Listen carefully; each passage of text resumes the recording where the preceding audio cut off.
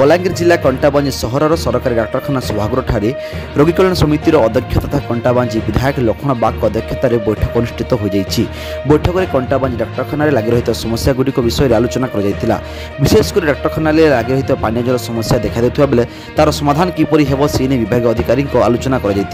रोगी को ठीक भाव केमिति चिकित्सा सेवा जोगाई दिज्व से डाक्तर को परामर्श दी जाइथिला एवं डाक्तखाना लगी रही समस्या समाधान शीघ्र केमिति हेबो से नहीं काम करने को विभाग अधिकारी निर्देश देते कंटाबांजी विधायक लक्ष्मण बाग। आज बैठक में कंटाबांजी तहसीलदार विश्वनाथ खालको मेडिकल ऑफिसर राकेश पंडित सह विभिन्न विभाग अधिकारी एवं डाक्तखाना कर्मचारी सह रोगी कल्याण समिति सदस्य माने उपस्थित थिले।